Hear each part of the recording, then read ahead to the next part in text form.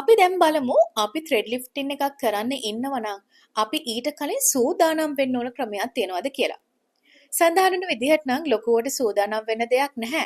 හැබැයි ගොඩක් හොඳයි කියනවා ත්‍රෙඩ් ලිෆ්ටින් එකක් කරන්න දවස් දෙකකට කලින්. ඔයා ඔමෙගා ඔයිල් බොන කෙනෙක් නම් ඒක ත්‍රෙඩ් ලිෆ්ට් ගන්න දවස් දෙකකට කලින් නවත්තන්න කියනවා.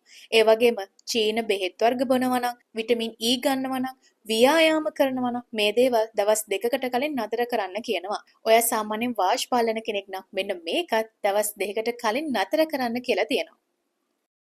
ත්‍රෙඩ් ලිෆ්ටින් එකක් කරාට පස්සේ කොහොමද ඔයා පරිස්සම් වෙන්න ඕනේ? මං කලින් කිව්වා වගේ ත්‍රෙඩ් ලිෆ්ටින් එක කරලා දවස් දෙකක් යද්දී ඔයාට පුළුවන් සාමාන්‍ය විදිහට වගේ එදිනෙදා වැඩ කටයුතු ටික ආරම්භ කරන්න. හැබැයි සඳහන් වෙන විදිහට මුල් සති දෙක තුල දත් සම්බන්ධ කිසිම ප්‍රතිකාරයක් කරන්න එපා කියලා සඳහන් වෙනවා.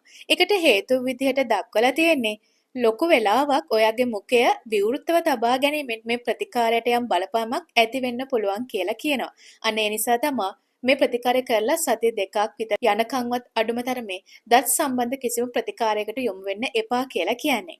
අනිත් කාරණාව තමයි ත්‍රෙඩ් ලිෆ්ටින් එක කරලා සතියක් යනකම්වත් අඩුම තරමේ ඔයා නිදාගත්තේ මුහුණ එක පැත්තකට හරවගෙන නිදාගන්න එපා කියනවා. ඒකෙන් කරන්නේ ඔයාගේ මුහුණ එක පැත්තකට වැඩි පීඩනයක් එන එක වළක්ව ගන්න එකයි.